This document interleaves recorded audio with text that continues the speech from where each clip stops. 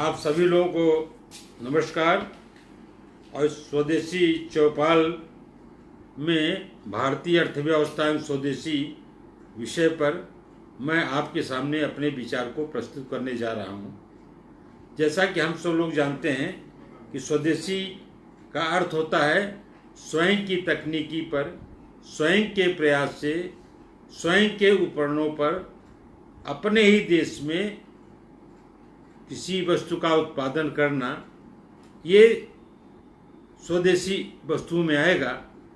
और स्वदेशी यद्यपि हम सब लोग जानते हैं संस्कृत शब्द है, स्व माने अपना, स्वयं का, देश, देशी माने अपना देश। अपने देश में जो भी अपनी तकनीकी से उत्पादित किया हुआ सामान है, जो भी वस्तु उत्पादन हम करते हैं, वह स्वदेशी वस्तुएं होती है। आज के इस कोरोना की क्राइसिस में स्वदेशी का महत्व बहुत ज़्यादा बढ़ गया है।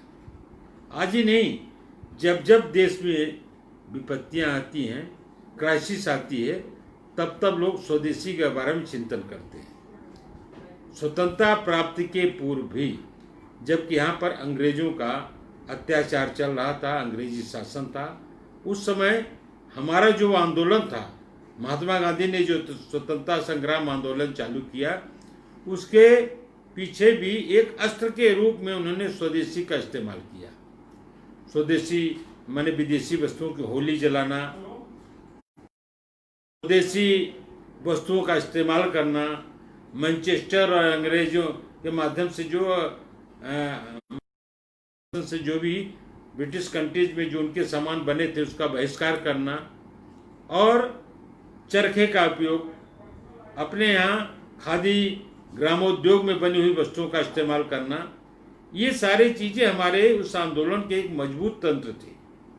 यही नहीं, हमारे पूर्व के जो आर्थिक चिंतक रहे हैं या जो सामाजिक चिंतक रहे हैं, चाहे वो चाणक्य हो, चाहे वो तिरुवल्लुवर हो, चाहे वो दादा भाई नौरोजी हो, जेके मेहता हो, सब लोगों ने स्वदेशी के महत्व को समझा है, जाना है। और यही नहीं, उसके महत्व को बताते हुए उन्होंने इस बात को कहा है कि वास्तव में यदि राष्ट्र को आत्मनिर्भर बनाना है तो निश्चित रूप से स्वदेशी ही उसका विकल्प हो सकता है।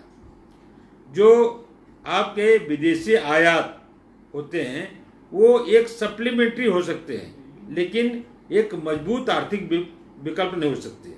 हम सब लोग इस बात को जानते हैं कि आज मोर देन 50%, 50% से ज़्यादा निर्यात जो हो रहा है वो स्वदेशी क्षेत्र में जो वस्तुएं बनाई जा रही हैं या स्मॉल स्केल इंडस्ट्री के माध्यम जो बन रही हैं, उनके माध्यम से निर्यात हो रहा है।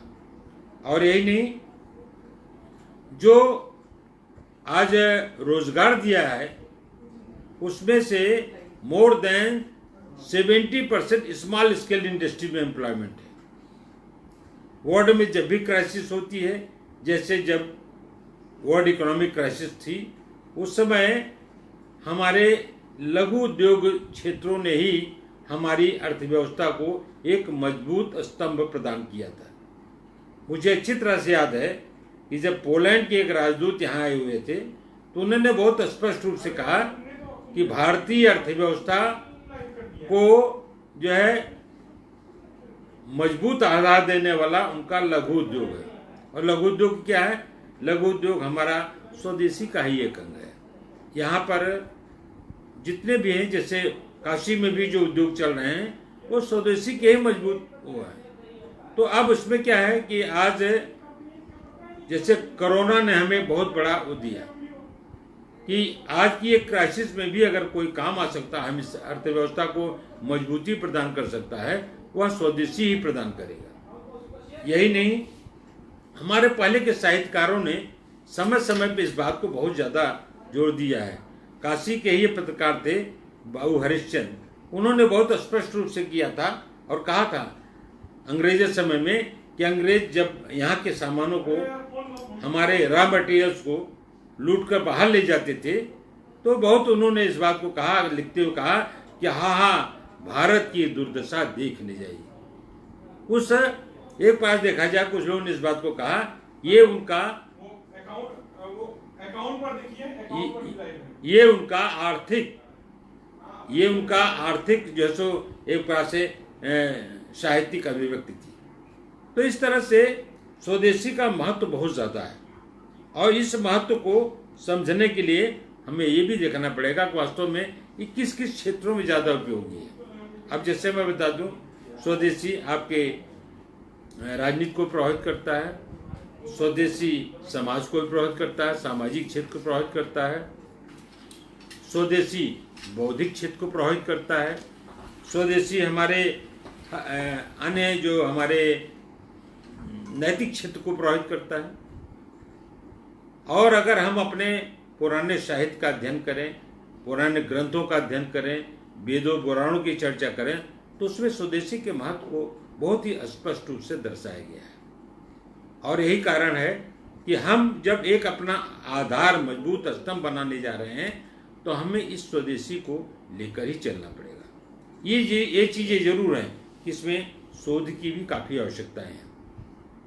असीमित जो है सो हमारे पास संभावनाएं इसमें मौजूद हैं कि हम अपने शोध के माध्यम से इन चीज़ों को कैसे आगे ले जा सकते हैं। आज भारतवर्ष जब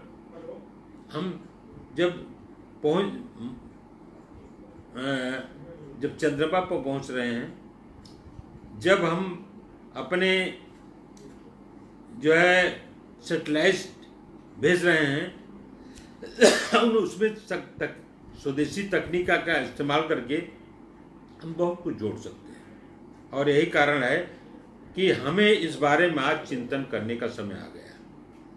कोरोना के संकट ने यद्यपि पूरी दुनिया को, पूरे विश्व को एक नई त्रासदी में डाल दिया है, लेकिन इतना भी तय है कि संकट ने हमें एक नई दिशा दिखाने का और नई ढंग से चिंतन करने का अवसर भी प्रदान किया है कि वास्तव में हम अपनी भारतीय अर्थव्यवस्था को कैसे आत्मनिर्भर बनाएं, कैसे स्वदेशी को मजबूत करें, कैसे इसको हम इस ढंग से व्यवस्थित करें कि हमारा राष्ट्रवाद मौजूद हो।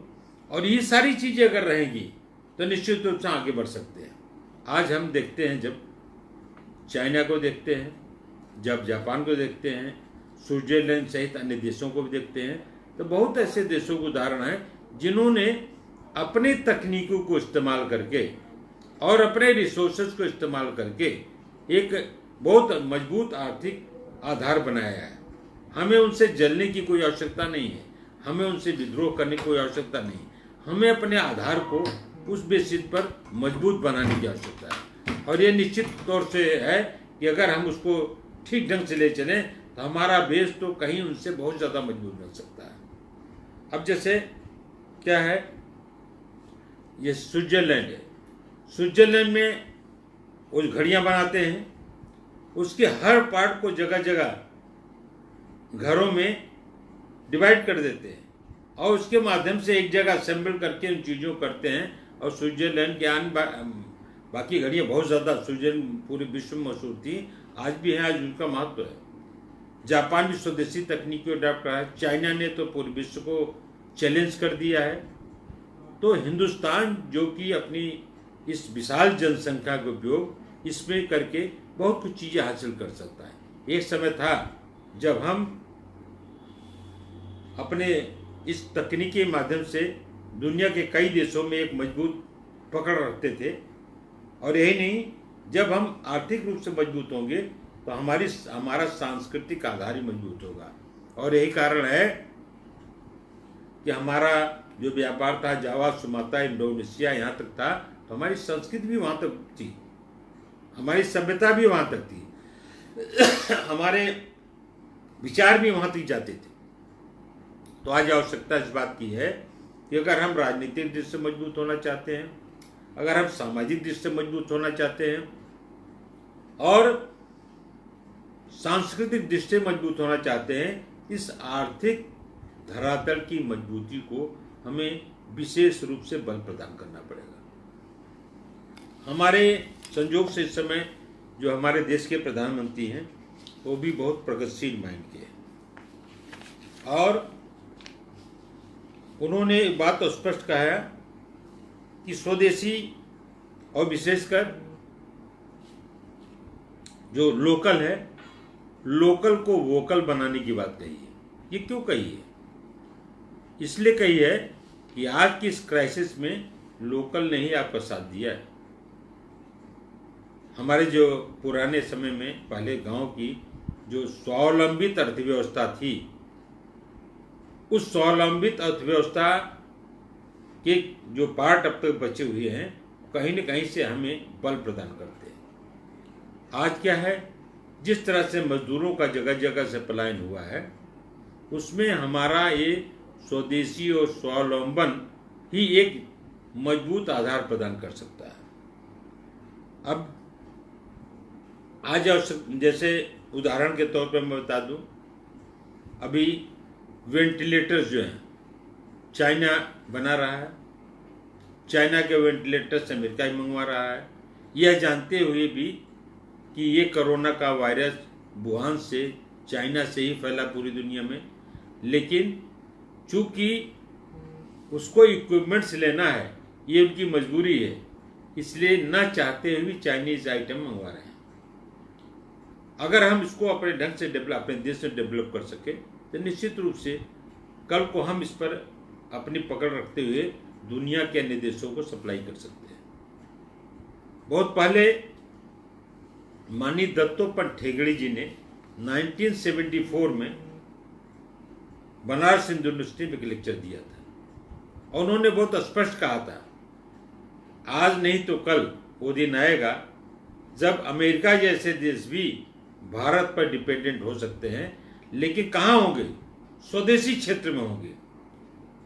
विदेशी सामानों में, विदेशी तकनीकी क्षेत्र में नहीं होंगे, स्वदेशी क्षेत्र में होंगे। इसलिए अभी अखबार में जब मैंने इस बात को पढ़ा कि अमेरिका वेंटिलेटर्स के लिए भारत को कर रहा है, दवाइयों के लिए भारत को जो है सो दवाइयों के आयात के लिए भारत से आग्रह कर रहा है, तो मुझे माननीय ठेंगड़ी जी को बातें याद आई कि वास्तव में वो कितने दूरदर्शी थे, कैसा विजन था उनका। और उन्होंने स्पष्ट रूप से कहा था कि अमेरिका जो है एक दिन भारत से मांगेगा। तो हमें आज इस बात की आवश्यकता है कि हमें इन चीज़ों को बहुत मजबूत और बहुत दुरुस्त करने की आवश्यकता है। अभी हाल में मैंने पढ़ा है कि पुणे की किसी कंपनी ने कहा कि जो कोरोना वायरस की टेस्टिंग 4,500 रुपये में चाइना या अन्य देशों ने प्रोवाइड किया है, उसको हम अपने स्वदेशी तकनीकी से, स्वदेशी माने यहाँ अपने देश में उत्पादित करके 1,200 रुपये में दे सकते हैं।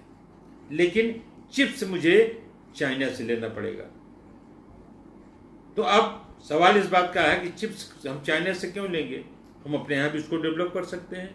इसलिए इस क्षेत्र में हमें शोध करने की आवश्यकता है, और हमारे पास ऐसे वैज्ञानिक हैं, इस दिशा में अगर काम करेंगे तो निश्चित रूप से अच्छा काम कर सकते हैं। आप स्वास्थ्य के क्षेत्र में जाइए, हेल्थ केयर क्षेत्र में जाइए, हम लोग अंग्रेजी दवाओं पर ज़्यादा निर्भर करते हैं, यह जानते हुए कि ये अंग्रेजी दवाएं बहुत ज़्यादा रिएक्शन करती हैं। अंग्रेजी माने विदेशी तकनीक से बनी हुई चीज़ें, रिएक्शन बहुत ज़्यादा होता है। हमारे आयुर्वेद की दवाओं में रिएक्शन कम होता है, होम्योपैथ में बहुत कम होता है। अब क्या हम आयुर्वेद को अच्छी तरह डेवलप नहीं कर सकते? इस पर शोध नहीं कर सकते? इस क्षेत्र में आयुष का क्षेत्र बहुत बढ़िया काम कर रहा है।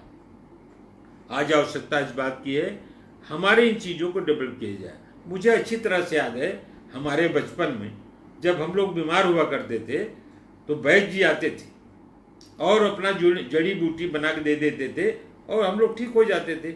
वैद्य जी की फीस क्या होती थी? बहुत ही कम। और हमारे तो गांव में जो वैद्य जी आते थे वो हमारे यहाँ के मात्र 1 गिलास दूध पीते थे, कहते बस हमारी फीस यही हो गई।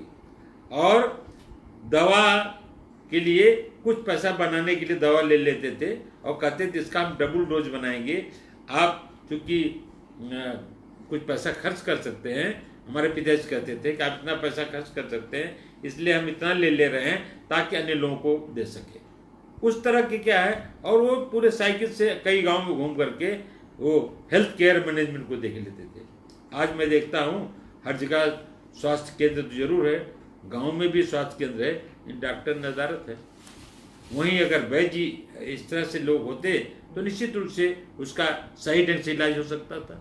तो आज आवश्यकता इस बात की है हम अपनी उस पुरानी तकनीक को डेवलप करें। और काशी तो बहुत बड़ा केंद्र रहा है, महर्षि सुश्रुत से लेकर के सारे एक से एक हेल्थ सेंटर, हेल्थ केयर के विद्वान यहाँ पर रहे हैं।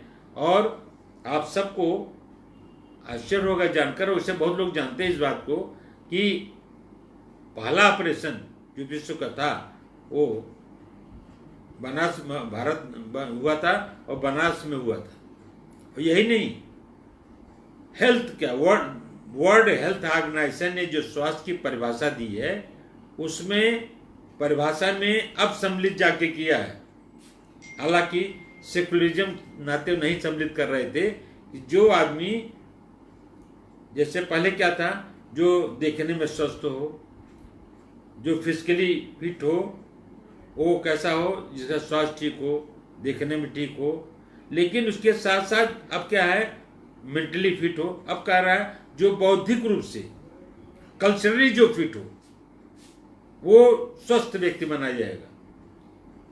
तो अब पहले लोग, बीच में कुछ लोगों ने ऑब्जेक्शन किया, कुछ विद्वानों, विदेशी विद्वानों ने, कुछ हमारे यहाँ के विद्वान भी उसमें थे, उन्होंने कहा कि नहीं, इससे कहीं न कहीं हिंदुत्व तो नजर आएगा। क्योंकि जब सांस्कृतिक फिटनेस की बात आती है तब लोगों को लगता है कि वास्तव में कहीं न कहीं हिंदू संस्कृति आ गई। ऐसा नहीं है।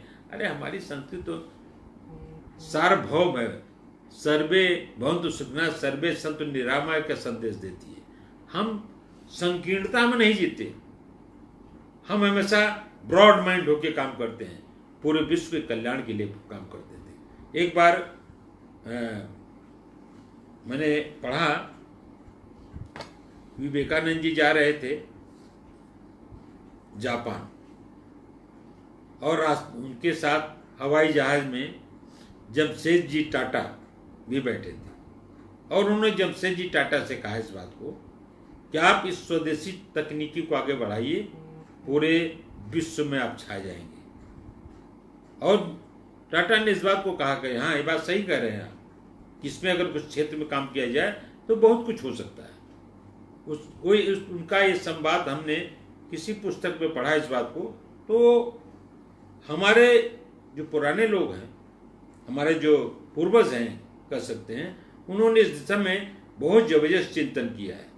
आवश्यकता इस बात की है उस चिंतन को क्रियान्वित करने की, और वो क्रियान्वित तभी हो सकता है जब हमारी नौजवान पीढ़ी उसमें आगे आएगी। हाँ, ये जरूर है, शुरू में से कठिनाइयाँ आ सकती हैं, कुछ दिक्कतें आ सकती हैं, लेकिन आज जो है हमारी सरकार भी संयोग से ऐसी सरकार है जो कि इस क्षेत्र में कुछ चिंतन कर रही है। और यही नहीं, इस कोरोना संकट ने तो बहुत से सेकुलर राजनीतिक दलों को भी चिंतन करने के लिए बाध्य कर दिया है कि हम वास्तव में इस स्वदेशी तकनीकों को हम ज्यादा महत्व दें। शुरू में हम देखें, जब हमारा स्वतंत्रता प्राप्ति के पश्चात एक बार इस पर काम हुआ, लेकिन बाद में 1991 के बाद इस दिशा में प्रयास बंद हो गया। ओपन मार्केट इकोनॉमी की बात की जाने लगी, लेकिन आज इस बात को सब लोग मानते हैं कि फिर से घरेलू उत्पाद पर जोर देना चाहिए, उनकी क्वालिटी को सुधारना चाहिए। हमारे यहाँ क्या रहा अब तक कि हमने बीच में घरेलू उत्पाद को जो किया भी, तो उसकी क्वालिटी को हमने ध्यान नहीं रखा। यही कारण है कि रफ क्वालिटी होने की वजह से उसकी डिमांड नहीं हुई, और यही नहीं, उसका दाम, क्योंकि हमें प्राइस को भी मिनिमाइज करने का प्रयास करना चाहिए, प्राइस मिनिमाइज न होने के कारण उसकी डिमांड भी कम हुई। तो अब हम लोग को इस दिशा में भी प्रयास करना पड़ेगा कि कैसे उस प्राइस को मिनिमाइज किया जाए, कैसे उसकी क्वालिटी को इम्प्रूव किया जाए, और कैसे उसकी कायदे से सही ढंग से मार्केटिंग की जाए। क्योंकि स्वदेशी वस्तु के क्षेत्र में हम लोग देते हैं, लघु उद्योगों का 2-3 बड़ी कॉमन प्रॉब्लम होती है। प्रॉब्लम एक ये है कि एक तो जल्दी उनको फाइनेंसिंग नहीं होती, लेकिन ये पुराना कंसेप्ट हो गया। अब फाइनेंसिंग की कोई बहुत बड़ी समस्या नहीं रह गई है। अगर आप कुछ काम करना चाहेंगे तो फाइनेंसिंग के बहुत से तरीके उपलब्ध हैं, तो उससे काफ़ी कुछ हम निजात पा चुके हैं। मार्केटिंग की बात जहाँ तक है, इस बारे में भी हम कुछ हमारे जो सामुदायिक मार्केटिंग सिस्टम है या आउटरीच सिस्टम है, उस सिस्टम को बढ़िया मजबूती हम प्रदान कर सकते हैं। और ये बात सही है कि अगर आप क्वालिटी रहेगी तो उस क्वालिटी डिमांड हर जगह रहेगी। जैसे मैंने यहाँ पर वाराणसी के जो टॉय इंडस्ट्री, वुडन टॉयज पर मैंने एक प्रोजेक्ट पे काम किया।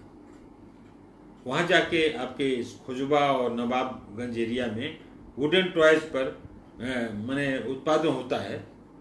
वो ऐसा है कि लकड़ी के जो खिलौने होते हैं वो नेचुरल कलर द्वारा जो रंगे जाते हैं, तो बच्चों के स्वास्थ्य को कहीं नुकसान भी नहीं पहुंचाते, हेल्थ हैजार्ड नहीं है उसमें। लेकिन क्या है कि वो चीज़ें हम उसमें तकनीकी सुधार नहीं कर पा रहे हैं।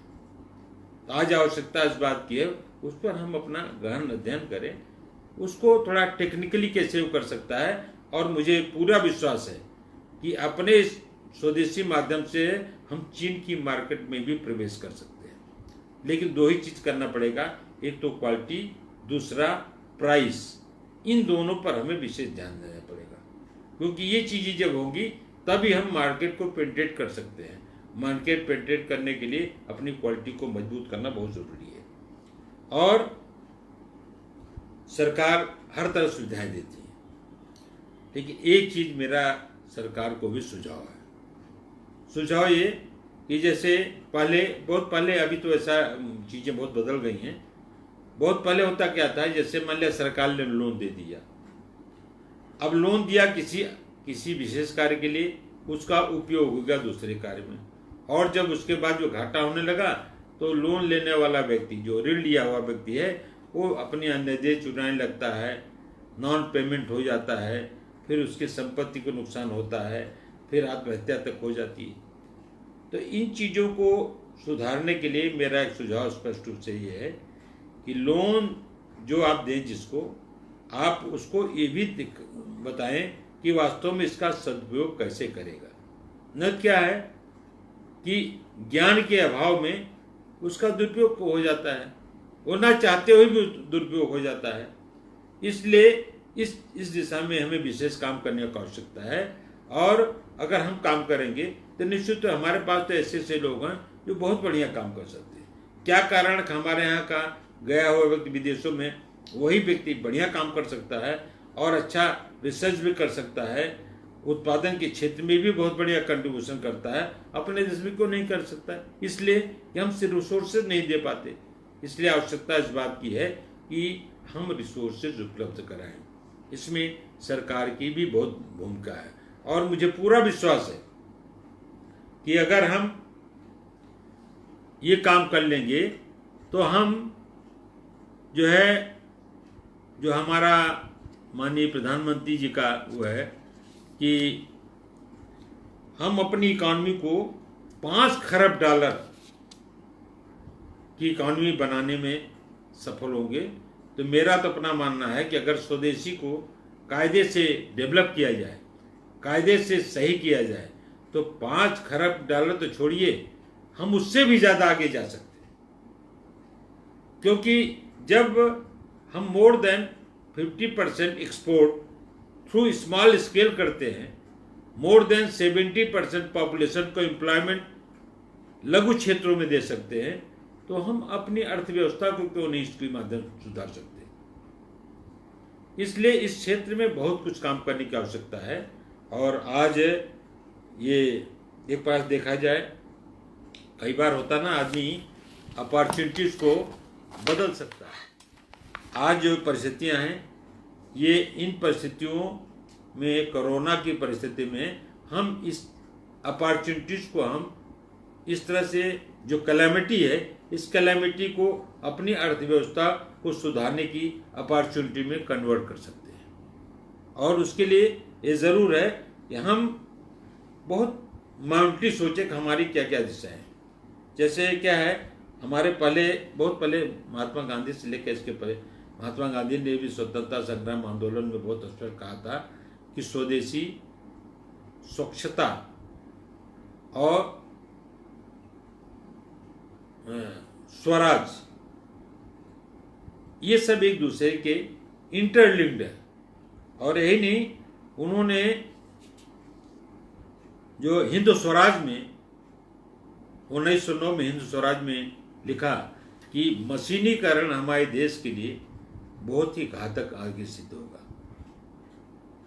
और अगर सिर्फ मशीनीकरण पर हम रहेंगे तो निश्चित रूप से हमारे लिए समस्याएं पैदा होंगी। मशीनीकरण को तात्पर्य ये था कि अगर हम स्वदेशी से अलग हटके रहेंगे तो हमारे लिए निश्चित रूप से ये कभी न कभी बहुत ज़्यादा संकट पैदा करेगा। और आज हम देख रहे हैं इस आज के संकट के समय में, जबकि वर्क फ्रॉम होम की बात हो रही है, इसलिए हो रही है क्योंकि हम अपना वो मॉडल डेवलप नहीं कर पाए जो हमारे गांव को आत्मनिर्भर बना सके, जो हमारे शहर को आत्मनिर्भर बना सके। इस तरह के मॉडल को हमें डेवलप करने की आवश्यकता है। और हमारे यहाँ हर जगह से एक अलग स्पेशलाइजेशन है। अगर देखें हम एग्रीकल्चर सेक्टर में ही देखें, एग्रीकल्चर हमारा दुनिया के जो भी एग्रीकल्चर इंफ्रास्ट्रक्चर हैं, एग्रीकल्चर जो तकनीकी है, सबसे बेस्ट हमारा है। इंग्लैंड के एक कृषि वैज्ञानिक ने इस बात को कहा था कि हिंदुस्तान के किसानों की जो खेत जोतने की तकनीकी है वो दुनिया के किसी भी देश से बहुत आगे है।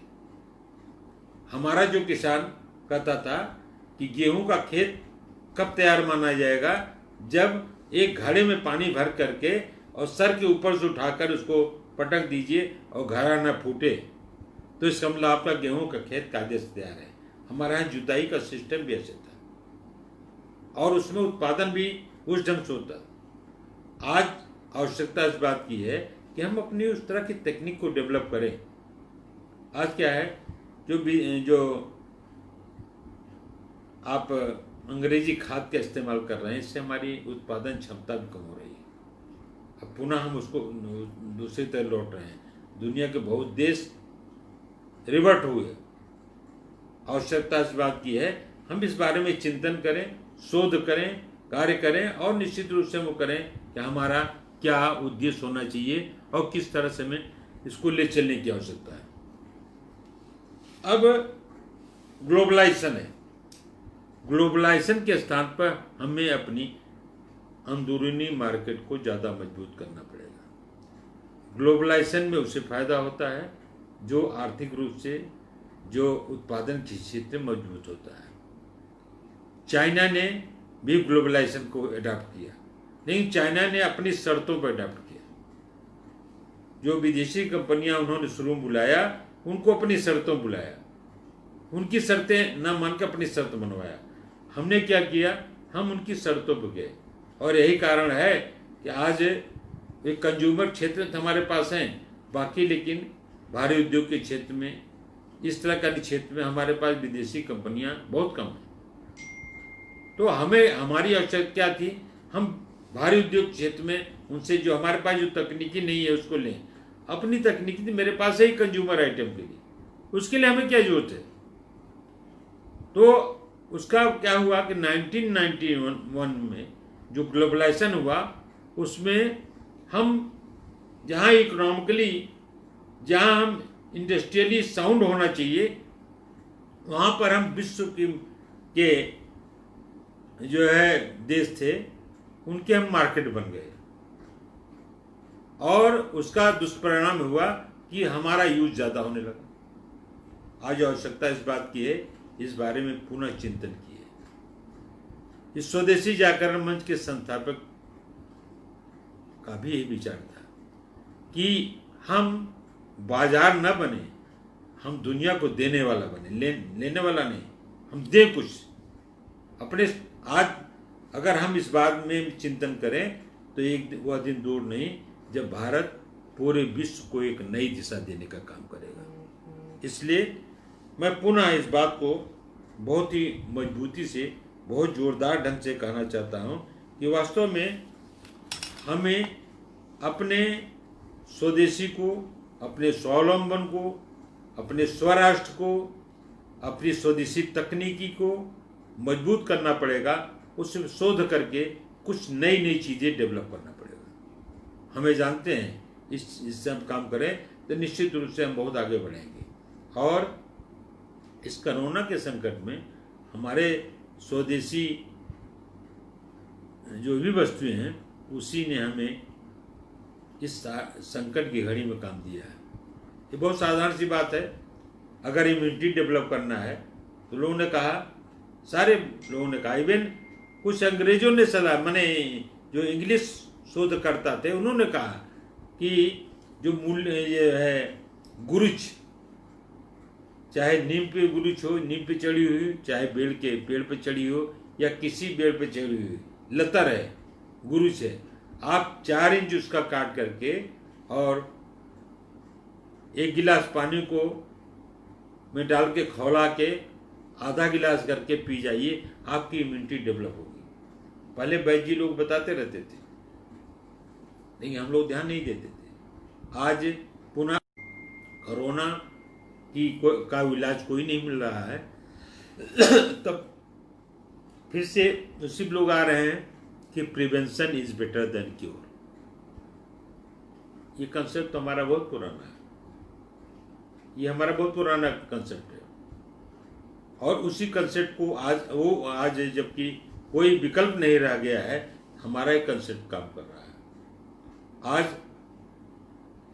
अच्छा था, पूरा बोलना चाहिए था ना, बंद हो गया। आज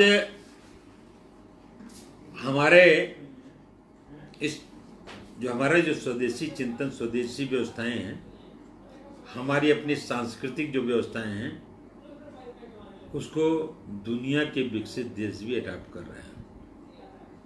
इस कोरोना के समय में जैसे होता था, आप विदेश में कहीं जाइए, विदेश नहीं क्या, हमारे देश में ही बड़ा एक फैशन हो गया था कि हाथ से कोई मिले हाथ मिलाइए।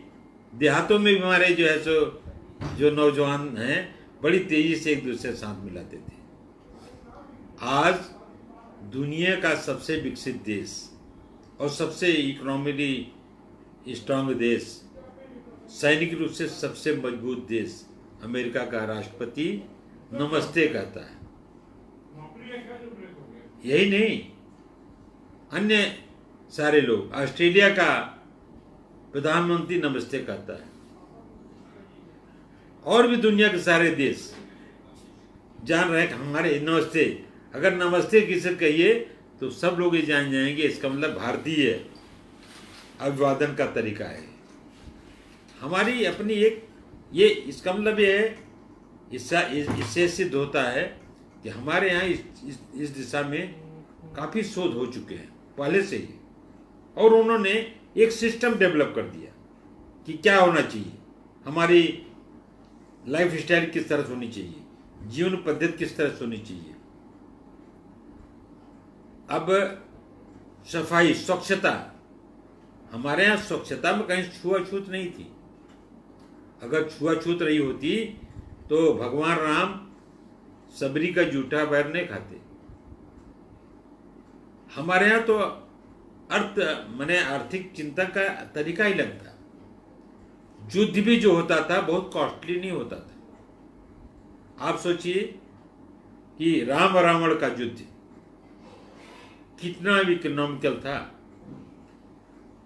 अब तक ये कहा जाता है कि वर्ल्ड में अब तक जितने वार हुए हैं, पूरे विश्व में जितने वार हुए हैं, सबसे इकोनॉमिकल वार जो था वो राम रावण युद्ध था। रावण की सेनाएं हर तरह के अस्त्र से सुसज्जित, महंगे महंगे हथियार उनके पास थे, महंगे महंगे उनके पास अन्य इक्विपमेंट थे, और राम की सेना में साधारण से बानर, भालू, उनको खाने की व्यवस्था की भी कोई आवश्यकता नहीं थी। दिन भर युद्ध करते थे और रात का भोजन अपना जाके जंगलों में खुद कलेक्ट करते थे। उसके लिए भोजनालय कोई आवश्यकता नहीं थी। अस्त्र शस्त्र की भी कोई आवश्यकता नहीं थी। वह पत्थरों से और साधारण उससे लड़ते थे। कोई बहुत ऐसा नहीं था, लेकिन इतने कम इकोनॉमिक रिसोर्सेज में भी वो सेना जीती। ये वर्ल्ड का अब तक का सबसे इकोनॉमिकल वार कहा जाएगा। तो हमारी तो इस तरह की परंपराएं रही हैं। और वैसे तो हम लोग युद्ध को चाहते नहीं, हमेशा शांति प्रिय देश रहा है। हमने किसी पर आक्रमण नहीं किया, सबकी मदद किया, सबकी सहायता किया। किसी के साथ हमें अपमानजनक बात नहीं की। दुनिया का कोई देश इस बात को नहीं कर सकता कि हिंदुस्तान ने हमारा कोई नुकसान किया है। और यही कारण है कि आज हम ये सब जो भी झंझावात हैं, इन सब झंझावातों में भी मजबूती से खड़े हैं। आज दुनिया के बड़े बड़े देश जब एकदम हताश निराश हैं, हिंदुस्तान में सबसे कम कैजुअलिटीज हुई हैं। वो इसलिए हमारी जीवन पद्धति एक अलग रही है। बीच में होता है, हर समाज में, हर संस्कृति में कुछ कुछ अपभ्रंश जुड़ते हैं। साहित्य में होता है ना, एक अपभ्रंश कहा जाता है। तो हमारे यहाँ भी जो हमारी पद्धति रही उसमें कुछ अपभ्रंश जुड़ गए कि उसको कहीं न कहीं लोग छुआछूत लगा दिए। हमारी ये जो रहन सहन की प्रवृत्ति है, जो सफाई स्वच्छता की प्रवृत्ति है, उसको कहीं न कहीं लोग थोड़ा जोड़ दिए सामाजिक कुरीतियों से।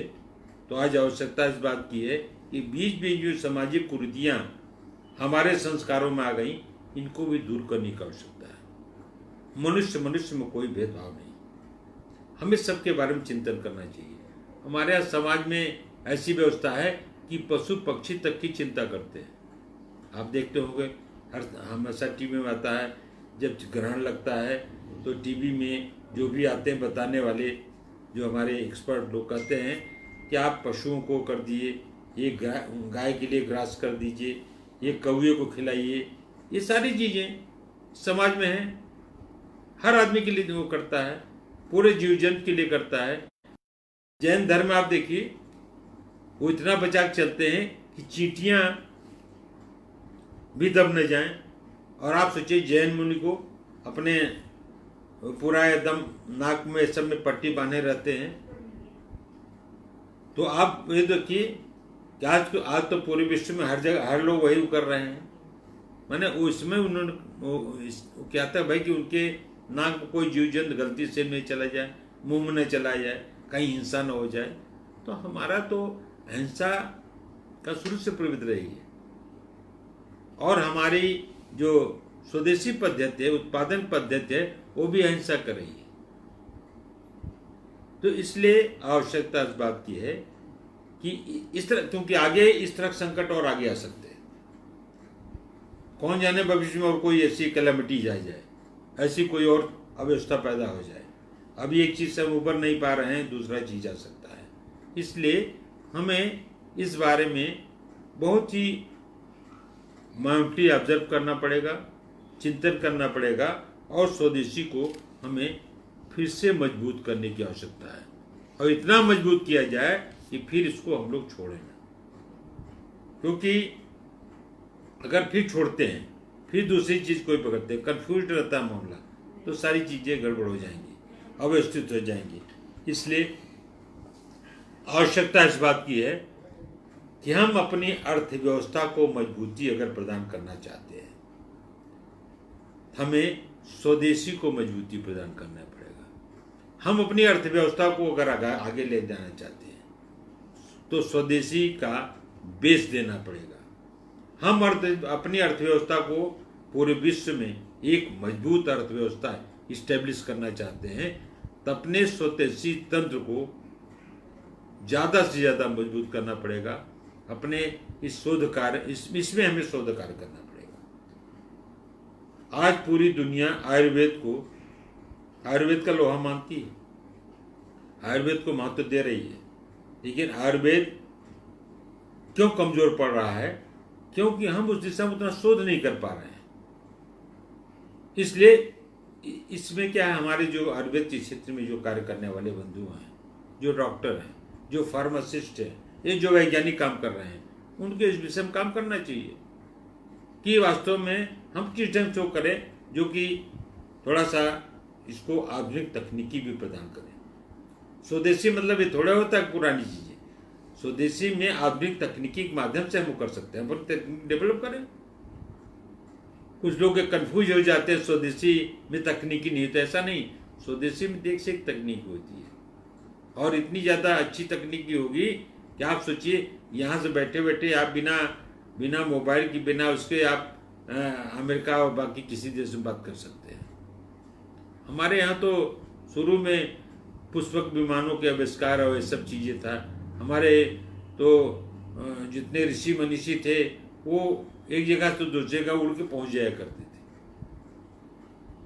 तो वो मिथ नहीं था। कुछ लोग कहते हैं, हमारे जितने सेकुलर बंधु हैं कहते हैं मिथ है, मिथ नहीं था, कहीं कोई मिथ नहीं था, ये वास्तव में वास्तविक थी। ये जरूर है हम नहीं जानते इसलिए उसको मिथ कहते हैं। अब जैसे क्या है, एक बहुत ही साधारण सी कहावत है कि आप गांव के भी एक आदमी को, एक जो गांव का पढ़ा लिखा न भी हो, वो भी अगर किसी चैलेंज करना चाहता है तो कहता है कि अपनी माँ का दूध पिया है सामने आ जाए। इसके पीछे क्या है, माँ का दूध न पिया, इसका मतलब ये है एक प्रकार से ये आत्मनिर्भरता है।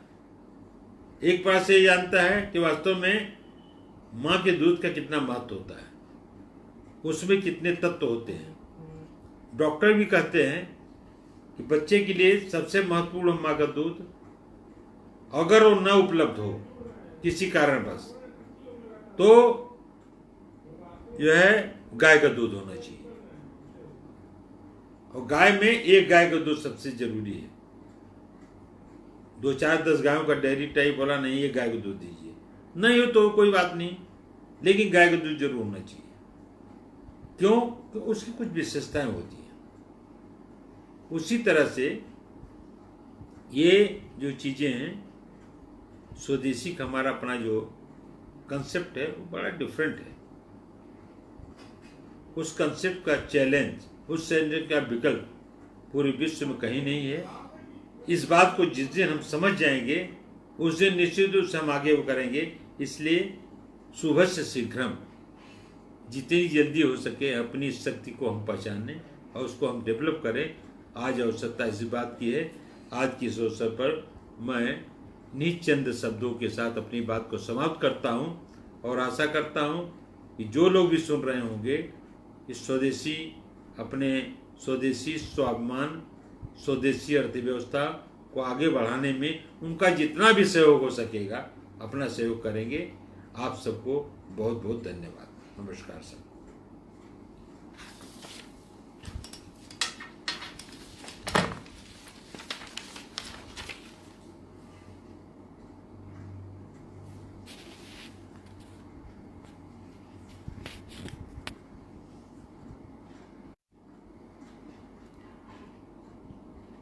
फिनिश करो भाई।